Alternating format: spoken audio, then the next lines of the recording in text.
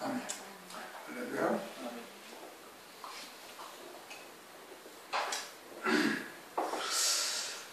네, 오늘은 요한계시록 5장 7절부터 마지막 절까지의 말씀을 우리가 교독을 했고, 지난 시간에 우리가 6절까지 하나님의 말씀을 상고했죠. 주님의 오른손에 책이 있는데 그 책을 펴거나 보거나 할 자가 아무도 없더라. 그래서 요한이 아주 크게 이제 울었다, 그렇게 말씀을 하고 있어요. 그것은 이제 주님만이 그 책을 보기에 합당한 자다. 주님만이. 왜 그러냐? 주님은 이 땅에 육신을 보셔서 마귀의 사망 권세, 모든 권세를 이기시고 부활하시고 승리하셨어요. 그리고는 그리스도 안에 있는 자들에게 그와 같이 그리스도께서 이끌어 가실 수가 있는 분이 되시기 때문에 다윗의 지파, 유대 지파, 다윗의 뿌리가 이겼다. 그래서 그 책을 떼기에 합당하시다. 그러면서 이제 일찍 죽임을 당한 것 같더라라는 것은 이제 멜기세덱으로 계실 때의 주님을 말하고 있는 것이죠. 멜기세덱으로 계실 때. 그때는 아직 죽임 당하시기 전이거든요. 그런데 일찍 죽임을 당한 것 같더라. 그래. 아직은 죽임을 당하지 아니했는데 죽임을 당한 것 같더라는 것은 장차 4천여 년 후에 주님이 오셔서 십자가 위에서 제물 되실 것이 이미 전제가 되어져 있는, 이미 죽임 당하실 것이 이미 그때부터 이미 아주 그냥 확정이 딱 되어져 있는, 이게 죽임을 당한 것 같더라. 죽임을 당한 것 같더라. 그래서 일곱 뿔과 일곱 눈이 있으니 이 눈은 온 땅에 보내시는 이분 하나님의 일곱 눈이더라. 그 온 땅이라는 것은 이제 그 요한 다니엘서 12장 1절에 무릇 책에 기록된 자가 구원을 받는 거예요. 그 책에 기록된 자가 온 땅에 해당되는 거예요. 모든 그리스도인들이 아닌데, 모든 그리스도인들이 이 구원받는다고 그런다면은 음녀교회가 해 입은 여자와 음녀교회가 나오는데, 음녀가 나오는데 여자가 다 둘이 나오잖아요. 요한계시록에. 그 교회가 그렇게 둘로 구별된다, 둘로 나뉘어진다라는 것을 뜻하고 있는 거예요. 정결한 처녀로 그리스도께 중매하는 것이 사도 바울의 사명이잖아요. 정결한 처녀가 되어져서 그리스도에게 시집을 가야 되는 거예요. 그것이 모든 교회들의 꿈이라는 거예요. 모든 교회들이 이제 표대로 삼아야 할 그것이 되었는데, 그런데 해입은 여자와 음녀로 나뉘어진다는 것은 그와 같이 가늠한 여자들이 있을 것을 말씀하고 있는 거예요. 그래서 적그리스도다라는 것이 그리스도와 같은 모습으로 나타나는 거예요. 그래서 그것을 그리스도로 영접하고 섬기는 것이 이게 음녀교회인 거예요. 오실 주님을 소망하면서 신랑 되시는 예수님을 맞이할 신부로서의 생명에 아주 서나가야 되는데, 그러지 아니하고 그리스도와 같은 모습으로 나타난 사람을 섬기는 것이죠. 요한복음에 주님이 말씀하시죠. 내가 아버지의 이름으로 왔으나 너희가 나를 영접치 아니하지만 다른 사람이 자기 이름으로 오면 너희가 영접하리라. 그게 누구를 말하는 거예요? 적그리스도를 말하는 거예요. 그러니 이게 그와 같이 적그리스도를 그리스도처럼 섬기고 경배하며 짐승표를 받는 자들이 음행한 자다, 음녀다. 해를 입은 여자는 그 진리의 교회들이고, 그래서 해 입은 여자는 반드시 순교하거나 예비처를 갖다가 재림하실 주님을 맞이하는 자가 되는 것이죠. 그것이 이제 온 땅이다. 그 온 땅에 일곱 눈이 일곱 뿔로, 일곱 명인데 일곱 명이 일곱 뿔, 일곱 눈이다. 그 앞에서는 4장에서는 일곱 명이 뭐라고 했어요? 일곱 등불이라는 거예요. 등불이라는 것은 등불을 켜서 밝혀놓는 거예요. 어디를? 하나님 나라를. 그리고서는 일곱 눈이 되셔가지고 우리에게 온 땅에 보내심을 받아서 일곱 눈이 되어져가지고 보게 하시는 거예요. 보게 할 뿐 아니라 일곱 단계로 신앙을 성령으로 충만케 하면서 일곱 뿔, 권능, 권세가 있다. 하나님의 자녀가 되는 권세가 있는 거예요. 요한복음 1장 12절. 그냥 예수 믿으면 하나님의 자녀라는 뜻이 아니에요. 아버지의 유업을 이을 자로서 그 권세를 받는 거예요. 권세. 그 권능이죠. 그것이 일곱 뿔로 이렇게 말씀을 하고 있는 것이죠. 그러면서 7절, 어린 양이 나와서 보좌에 앉으신 이의 오른손에서 책을 취하시니라. 어린 양만이 합당하신 분이죠. 어린 양 외에는 어느 누구도 그 오른손에 있는 그 일곱 인으로 인봉된 책을 펴거나 보거나 할 자가 아무도 없는 거예요. 그래서 하나님 나라에서 어떻게 오직 만물 위에 가장 높은 이름으로 주님의 이름을 딱 세우시고, 그리고는 모든 만유가 다 하나님을 경배할 수밖에 없게 되어져 있는 것이죠. 우리도 하나님 나라에서 영원히 하나님만을 찬송하며 주님만을 찬양하며 이제 지내게 하시는 것이죠. 어린 양이 나와서 보좌에 앉으신 이의 오른손에서 채로 취하시니라. 이 오른손에 있다 이거예요. 오른손에 있다라는 것은 왼편도 있다는 얘기예요. 하나님이 실제 손이 있어요, 없어요? 손이 없죠. 하나님은 사람이 아니고 인생과 같지 않기 때문에, 인간과 같지 않기 때문에 손이 오른손 왼손이 없는 거예요. 그런데 굳이 오른손이라고 말씀하시는 것은 왼손, 왼편에도 있을 자들이 있다라는 것을 우리에게 영적으로 계시를 해주는 것이고, 그것은 마태복음 25장에 의인은 오른편에, 그래서 창세로부터 예비한 영원한 기업을 상속받을 자로, 영손은 그런 영벌에 처해질 자들이고, 이들은 하나님의 진노의 심판을 받게 되어질 자들을 있을 것을 영적으로 계시해주는, 그 오른손에 있는 책이라는 것은, 이것은 환난을 통해서 이루실 구원의 모든 하나님의 비밀이 담겨져 있는 거예요. 그 비밀이 담겨져 있는 거예요. 그러니 사도 요한이 4장에서 그 책을 펴거나 보거나 할 리가 없기 때문에 막 울지 않습니까? 4절에서 그랬죠. 크게 울었다. 왜? 그게 나와 관계가 되는 것이기 때문에. 그 금멸요관을 쓰는 자리가 나를 위해서 예비해 놓은 자리고, 그런데 그와 같은 자리에 이르게 되어질 길이 이 책 속에 담겨져 있는, 이 책 속에 담겨져 있는데 그거를 펴거나 보거나 할 자가 없으니 사도 요한이 울더라. 그러니까 그와 같은 오른손에서 책을 취하셨다. 오른손에서 주님이 책을 취하셨다는 것은 모든 주권이 누구에게 있다? 이제 주님에게 있는 거예요. 심판의 권세가 주님에게 있듯이 그 환난을 통해서 이루실 구원과 진노의 심판의 모든 권세가 누구에게 있느냐? 주님에게 있다. 그래서 주님에게서 주님이 이제 그 책을 취하셨다는 것이 그와 같은 의미가 있는 것이죠.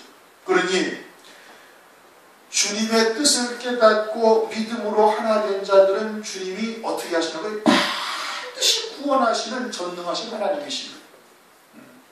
믿음으로 그 자리에 그 말씀을 통해서 믿음으로 받고 그 말씀과 부단히 하나가 되기 위해서 사도 요한처럼 애통해하면서 울고, 그 믿음에 이르기 위해서 울고, 그러한 하나님의 자녀들이 멸망길로 가는 것을 바라보면서 또 그것도 위해서도 또 기도하고 울고, 그와 같은 중심을 가진 자들은 주님께서 어떻게 반드시 구원하시는 거예요. 왜? 그 모든 주권이 누구에게 있느냐? 주님에게 있다. 환난 가운데 구원하실 권능이 주님에게 있고, 진노하실 이 심판의 권세도 주님에게 있는 거예요. 주님이 모든 주권을 가지신다. 이 오른손이라는 것이 그와 같은 의미가 있는 것이죠.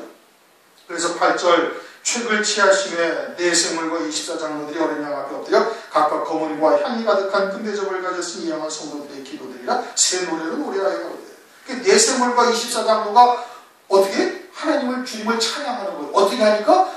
보좌에 앉으신 이로부터 그 책을, 7인봉된 책을 받으시니까 24장로와 네 생물이 엎드려서 경배하며 찬양을 한다 이겁니다.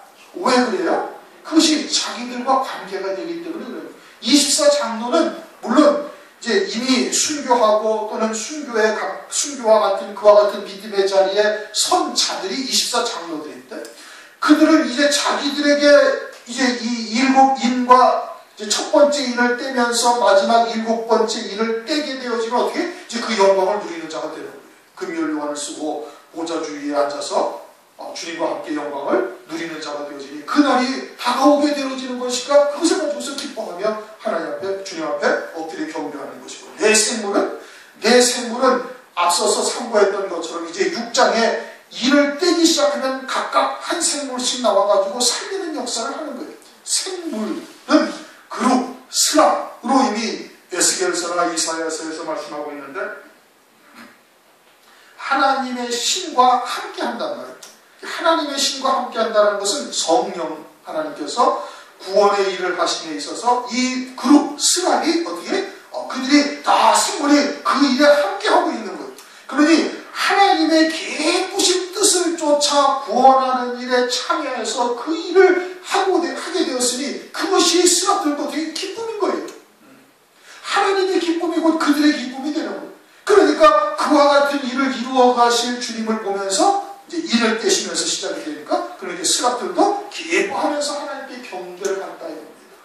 24장로는 이제 그 영광을 누릴 자리가 이제 가까워지는 것이고, 또 24장로와 같은 신앙에 이르러야 할 금초대교회 성도들도 그것을 보면 어떻게 해서 기뻐하는 것이죠.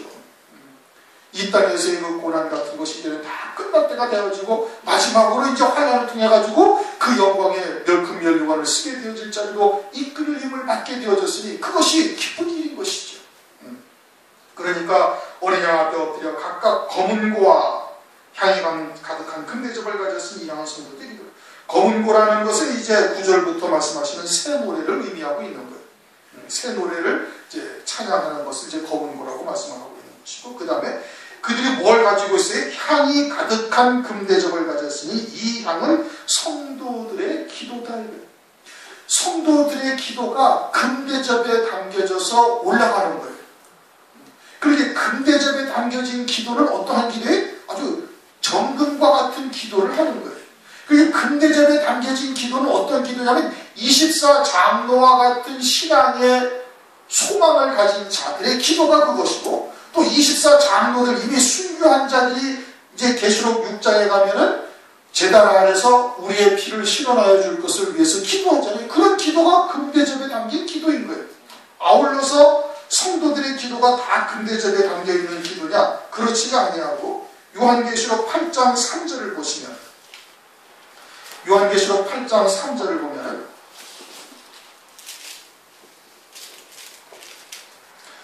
또 다른 천사가 와서 제단 곁에 서서 금향로를 가지고 많은 향을 받았으니 이는 모든 성도의 기도들과 합하여 보좌 금단에 드리고자 함이라. 금대접에 담겨져 있는 향은 또 기도고, 또 다른 성도들의 기도와 합하여 하나님의 보좌 앞에 금단에 드리고자 한다 이거예요. 그러니까 금향로에 담겨져 있는 기도와 또 다른 성도들의 기도가 따로따로 구별되어져서 금단에 올라가고 있음을 지금 보여주시고 있는 거예요. 그러니까 일반 성도들이 하는 기도가 있고 금대접에 담겨져 있는 이 향과 같은 기도들이 있음을 말씀하고 있는 거예요. 24장로들이 금멸요관을 썼잖아요.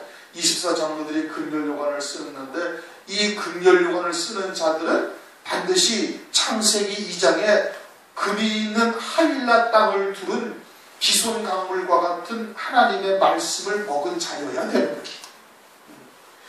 그 말씀을 먹지 못하면은 절대 금쟁반에 담긴 향과 같은 기도, 금연료관을 쓰는 자의 자리에 이르지 못하는 거예요. 그럼 비손 강물과 같은 하윌라 땅을 두른 강물이라는 그 에덴 동산의 네 강 중에 그 첫 번째 강이 말씀, 그 물이라는 것은 말씀을 말하는 것이죠. 비손 강물. 에덴 동산은 교회의 본이 되는 곳이고, 그곳에 첫 번째 비손강은 금이 있는 하윌라 땅을 둘렀다. 정금과 같은 말씀을 주시는 거예요. 그것은 오직 하늘에서 이와 같은 첫째 부활의 영광에 이르게 하는 그와 같은 하나님의 말씀을 말하는 거예요. 첫째 부활의 영광에 이르게 하는 진리의 말씀. 그리고서는 욥기서 23장 10절에 쇠풀무와 같은 연단의 과정을 통해서 정금과 같이 나오는 자가 되어야 되는 거예요. 왜? 우리는 혈육의 몸을 입고 있으니까 반드시 그와 같은 불순물, 찌꺼기가 제거를 돼야 돼요. 제거함을 받아야 돼요. 그래서 정금과 같은 연단의 과정을 거쳐야 되는 것이고, 그런 다음에 그간 하나님의 말씀과 정금과 같은 연단의 과정을 거친 자들에게 금기름을 하나님께서 부어주시는 거예요. 7영의 역사를 말씀하고 있는 것이죠. 그들이 금연류관을 쓰는 자들이 되는 것이고, 그들의 기도, 그와 같은 표대를 향하여 달려가기를 위하여 하는 기도가 그게 정금과 같은 기도가 되는 거예요. 금향로에 담긴, 금대접에 담긴 향과 같은 기도가 되는 거예요. 그게 일반 성도들이 하는 기도와 금향로에 담긴, 금대접에 담긴 향과 같은 기도가 전혀 다른 것이다 이겁니다. 그리고 금초대 교회에 있는 성도들은 어떤 기도를 하겠어요? 당연히 이 금향로와 이 금대접에 담긴 향과 같은 기도를 하게 되는 것이. 그러면서 9절 새 노래를 노래하여 가로되, 새 노래라는 것은 옛 노래가 있다는 뜻이에요. 새 노래가 있으면, 그렇죠? 옛 노래라는 것은 뭘 말하느냐? 그것은 출애굽기 15장의 모세의 노래를 말하는 겁니다. 쫓아오는 애국군대로부터 이스라엘 백성들을 구원하신 그와 같은 노래를 말해요. 적을 홍해바닷물로 그냥 수장시켜버리고 자신들의 목숨을 구원한 그와 같은 육체를 구원하심으로 인하여 감사드리는 노래가 옛 노래인 것이고, 새 노래는 그리스도 안에서 새 생명으로 사는 자로서의 부르는 노래가 새 노래예요. 그러니까 새 노래는 뭘 바라봐야 돼? 하늘의 소망이 무엇이고 하늘의 예비된 영광이 무엇인지를 바라보고 그것을 위해서 이루어 가시는 하나님의 역사를 바라보면서 노래하는 것이 새 노래인 거예요. 그러니까 사도 바울이 사도행전 16장에 빌립보 감옥에서 지하에서 창고에 채워가지고서 의도맞고 흠신맞고 지하 감옥에 창고에 채워가지고 운신도 못하는 그와 같은 상황에서 하나님을 찬미했다는 겁니다. 하나님을 찬양했다는 거예요. 그러니 일반적인 신앙을 가진 성도라면 그와 같은 상황에서 찬송을 하지 못하죠. 감사를 드리지 못하는 거예요. 그런데 사도 바울은 그러한 자리에서 이것이 내게 영광을 더 입히시려는 하나님의 은혜라는 것을 깨닫고 어떻게 하나님께 감사 찬송을 드리는 거예요. 장차 환난이 다가오면 하나님께서 적그리스도에게 권세를 줘요. 어떤 권세를 줘요? 죽이는 권세를 주는 거예요. 그래가지고 택하신 하나님의 백성들을 한때, 두때, 반때 성도의 권세를 다 깨뜨려 버리신다 이겁니다. 열매 맺지 못하게 하는 거예요. 어떻게 한다는 거예요? 그러면 죽여버린다는 거예요. 순교하는 것이죠. 순교하는 거예요. 그런데 그와 같은 상황에서 그와 같은 상황에서 하나님께 감사 찬송을 한다는 것이 그게 생활이에요. 이것이 첫째 번의 영광, 어린 양이 아니요 그리스도의 신부를 세우는 하나님의 은혜라는 것을 깨닫고 그 자리에서 찬양을 한다. 이것이 금별요관을 쓰게 하시는 하나님의 역사라는 것을 깨닫고 두 증인이 마지막에 1260일 동안 예언의 권세를 가지고 예언하고 난 다음에 마지막에 3일간 후에 순교를 한다고 해요. 그때 어떻게? 그때 찬양을 하는 거예요. 그것이 새 노래다. 새 노래는 그리스도 안에서 새 피조물이 된 자로서 하늘의 예비된 영광을 위하여 이 땅에서 이루어 가시는 구원을 보면서 노래하는 것이 새 노래예요. 옛 노래는 육신의 구원을 감사하는 노래가 옛 노래예요. 이렇게 새 노래를 부르는 자가 되야 되는 것이죠. 새 노래를 노래하는데 책을 가지시고 그 인봉을 떼기에 합당하시로다. 주님만이 합당하신 분이 없어요. 하늘 위에나 땅 위에나 땅 밑에나 어디에도 이 인을 떼기에 합당한 자가 없다. 일찍 죽임을 당하서 이제는 죽임을 당하신 거예요. 죽임 당하시고 부활하신 주님으로서의 지금 이제 모습을 보고서 얘기하고 일찍 죽임을 당하사 각 족속과 방언과 백성과 나라 가운데서 사람을 피로 사서 하나님께 드리시고, 사람을 피로 사서 하나님께 드리셨다라는 것은 주님께서 구속하셨다는 뜻인데, 이것은 단순히 예수님께서 흘리신 보혈로 죄사함을 받았다라는 뜻을 말하는 것이 아니에요. 그것을 의미하는 것이 아니라 이제는 그리스도 안에서 완전한 새 생명으로서 새 피조물 된 자로서 하나님 앞에 딱 드렸다 이겁니다. 정결한 처녀와 같은 자가 되어져서 드려진 것을 말하는 거예요. 하나님께 드렸다라는 것은 정결한 처녀로서 신랑으로 오실 주님에게 드려진 자와 같은 신앙의 모습을 말하는 거예요. 일반적으로 그냥 예수 믿고 구원받고 예수 믿고 죄사함 받고 하는 그와 같은 의미가 아니에요. 그와 같이 하나님께 정결한 처녀로서 하늘에 속한 자로서 완전히 세례받은 자로서 거듭난 자로서 그리스도 안에 새 생명으로 사는 자로서 하나님 앞에 온전히 드려져야 그들이 나라와 제사장이 되는 거예요. 아무나 나라와 제사장이 되는 것이 아니고 땅에서 왕노릇하는 자들이 되는 게 아니다 이거예요. 그러니까 10절에 뭐라고 그래? 저희도 우리 하나님 앞에서 나라와 제사장을 삼으셨으니 저희가 땅에서 왕노릇하리로다. 이것은 계시록 20장 4절에서 6절까지 예수의 증거와 하나님의 말씀을 내어 목배임 받은 자들이 있고, 그들이 천년 동안 남들보다 천년 먼저 부활하는 첫째 부활의 영광을 입는 자들을 말하는 것이고, 그들이 그리스도와 함께 왕노릇한다고 계시록 20장 6절에 말씀을 하고 있어요. 그들만을 말씀하고 있는 거예요. 무엇을 통해서? 환난을 통해서. 이것은 이 흰옷 입은 자요, 주님이 재림하실 때 그에게 붙은 자요, 구름을 타고 오시리라 하실 때 그 구름이 무엇을 의미하는지는 이미 수차례 우리가 상고를 했어요. 흰옷을 입었다라는 것은 뭘 말하는 거예요? 그것은 순교자다 이겁니다. 계시록 6장 10절 11절 말씀에 피를 실현해달라는 것은 순교한 자들. 하나님께서 주님께서 그들에게 어디 흰옷을 두루마기를, 한글로 표현한 게 두루마기인데, 두루마기라는 것은 위에서부터 아래까지 쫙 있는 옷을 말하는 것이고, 그것은 머리에서 발끝까지 완전히 흰 옷을 입었다 이겁니다. 마치 어린 양의 아내가 희고 깨끗한 세마포를 입은 것처럼. 그리고 그 계시록 19장에 가서는 주님이 오실 때 백마를 타고 희고 깨끗한 세마포 옷을 입고 주님의 뒤를 따르는 자들이 있다 이거예요. 그러니 주님이 마치 구름을 타고 오는 것처럼 구름과 함께 온다라고 표현하는데, 원어의 의미는 구름과 함께 오는 것처럼 보이는 거예요. 그래서 구름을 타고 온다고 이렇게 표현을 하고 있는 것인데, 그 흰옷 입은 자들이 뭐예요? 순교한 자들이고, 그들만이 첫째 부활의 영광을 입는 것이고, 그들만이 그리스도와 함께 왕노릇을 1000년 동안 천년왕국에서 하게 되는 것이에요. 그러니 10절에 말씀하시는 저희로 우리 하나님 앞에서 나라와 제사장을 삼으셨으니 저희가 땅에서 왕노릇하리로다 하는 이들은 반드시 순교한 자들을 말하는 거예요. 순교한 자들이 왕노릇하는 거예요. 휴거된 백성들이 왕노릇합니까? 아니라는 말씀입니다. 그러니까 환란전 휴거라는 것은 그것은 있을 수 없는 얘기, 여기에 해당되지도 않는 얘기. 그 다음에 무천년주의자들이 말하는 것도 여전히 그들은 끝나는 겁니다. 왜? 땅에서 왕노릇한다라는 것은 이사야서 35장이나 이사야서 65장 17절에 새 하늘과 새 땅이 반드시 있게 되어질 것을 성경에 이미 구약부터 약속을 하셨어요. 다윗의 나라, 그것은 그림자들인 겁니다. 실제 다윗 왕과 같은 만왕의 왕으로 주님께서 재림하셔가지고 실제 하나님의 의로 다스리는 나라가 반드시 이 땅에 나타나게 되어져 있는 거예요. 사막에 물이 흐르고 그와 같은 사자와 또는 어린 양이 함께 풀을 먹으며 어린아이가 독사고리에 손을 놓고 장난하고는 그와 같은 나라가 이 땅에 반드시 이루어질 것을 이미 구약부터 말씀을 하시고 있고, 신약에서도 베드로서에 뭐라고 해? 새 하늘과 새 땅을 내가 바라보는도다. 베드로서 3장 10절에 말씀을 하고 있지 않습니까? 그와 같은 곳에서 반드시 왕이 될 자들을 말하는 것이고, 이들은 순교한 예수의 증거와 하나님의 말씀에 목배임 받는 자들을 말합니다. 그러니까 주님께서 피로 사서 하나님께 드렸다라는 것은 그와 같이 온전한 그리스도 안에서 새로운 피조물로서 정결한 처녀가 되도록 길러서 자라게 하셔가지고 드려진 그와 같은 자들을 말하는 겁니다.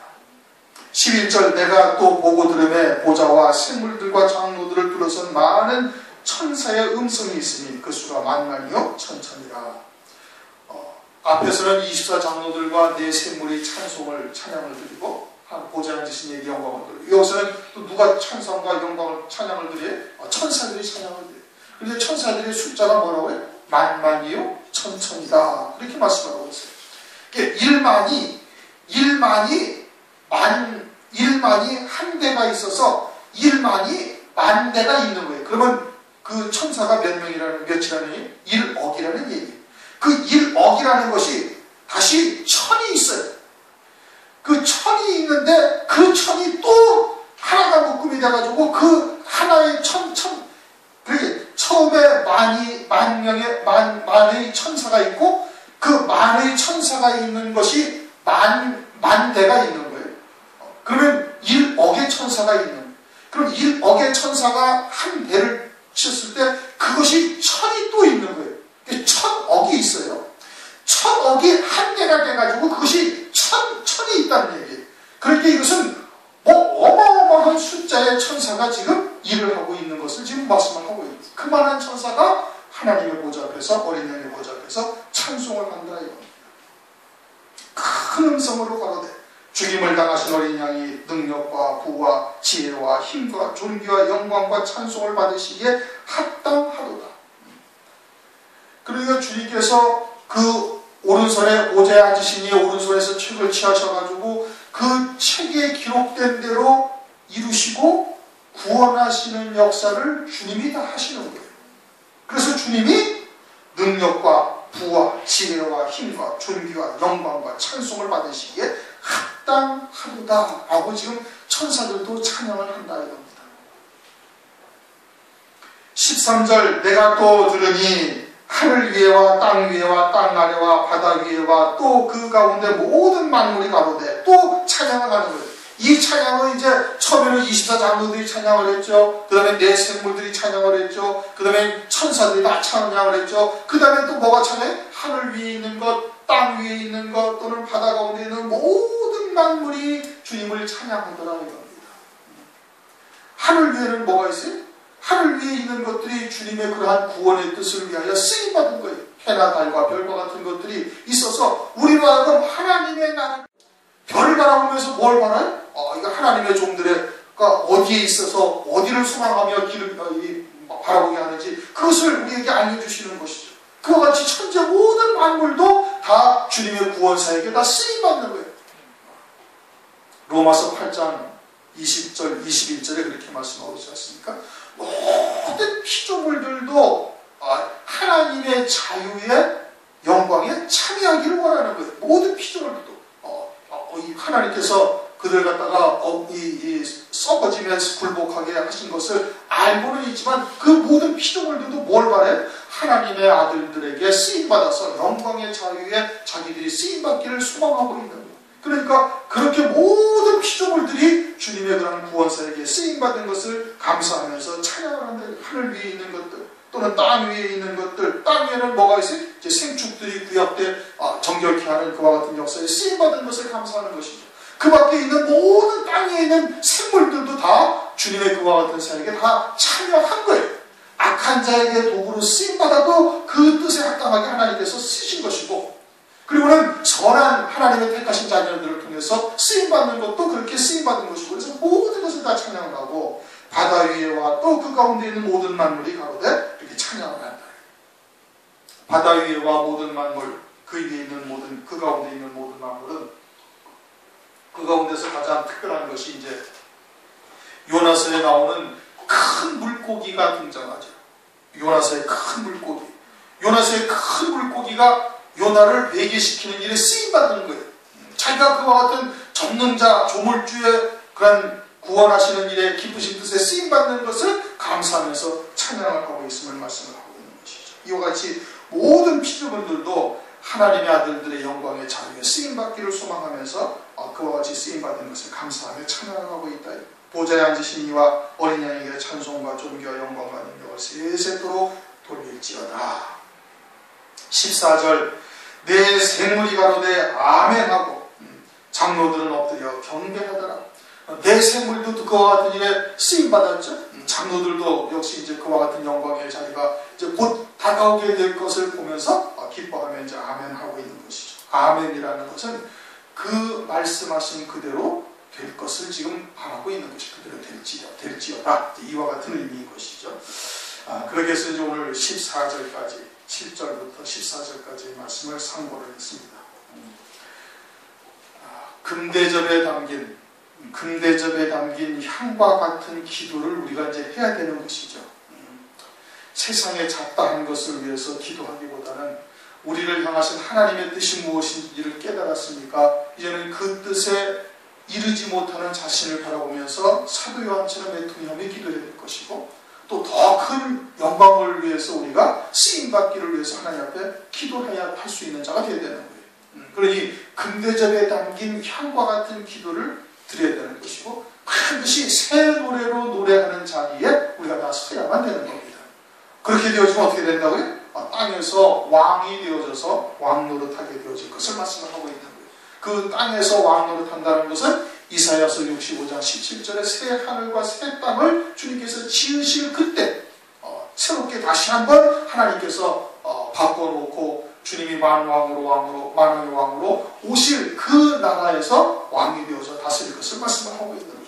그럼 베드로후서에도 새 하늘 새 땅을 말씀하고 있는 것이죠. 그럴 때 그 나라에서 모든 피조물들이 다 주님을 찬양하며 영광을 돌리게 되어질 것이고, 이것이 영원토록 이렇게 되어질 것이다 이겁니다. 지금 일곱 금초대 교회를 2장, 3장, 4장에서 말씀하셨죠. 그 다음에 일곱 금초대 교회를 통해서 이루신 하나님의 뜻이 무엇인지를 지금 4장에서 딱 보여주신 거예요. 2장, 3장의 일곱 금초대 교회. 뭘 지금 하나님께서 이루실 거예요? 24장로를 지금 딱 보여주신 거예요. 그리고는 내 생물로 이렇게 이루실 것을 말씀을 하고 있는 거예요. 그렇게 되어지면 하늘나라에서 어떡하나? 하늘나라에서 24장로들과 내 생물과 천사들과 모든 피조물들이 영원히 찬송하며 있게 되어질 것이다. 어떻게 되어지면 이제 6장부터 이 사건이 딱 끝나고 나면은 이렇게 되어질 것을 지금 총론적인 것을 말씀을 하고 계시는 거예요. 그럼 6장에 들어가서 이제 어떻게 돼? 이제 인을 떼죠. 인을 떼면서 첫 번째 인을 떼고 마지막 7째 인까지 딱 떼면은, 그러면은 모든 구원이 이 세상에서의 모든 구원은 다 끝나버리는 거예요. 그리고는 그리스도의 나라 천년왕국으로 넘어가게 되어지는 것이고, 천년왕국에서 1천년이 지나면 이제 그때는 영원 복음의 세계로 완전히 들어가게 되어지는데, 그때 이제 모든 죽은 자들이 다 부활하고, 순교한 자들은 첫째 부활을, 천년 먼저 첫째 부활의 영광을 입게 되어지고, 그리고 주님과 함께 왕으로 다스리게 되어질 것이다. 이거를 지금 5장까지 딱 말씀하신 거예요. 그러니까 환난을 통해서 이실 모든 구원을 지금 이미 일곱 금천도에게 딱 보여주시고, 그러고서는 이제 이루어 가시는 겁니다. 오늘날 우리들에게 이렇게 알게 하셨다는 것은 무엇을 뜻하는 거예요? 너희들을 위해서 하나님께서 예비해 놓으셨다 이겁니다. 그러니까 듣게 하시고, 믿음으로 받게 하시고, 소망을 두게 하시는 거예요. 저희로 소원을 두게 하사 하나님의 기쁘신 뜻을 이루어 가신다 이겁니다. 말씀을 통해서 우리가 잘 깨닫고 믿음으로 끝까지 승리하시되, 또 이번 한 주간도 승리하시길 주님의 이름으로 축원합니다.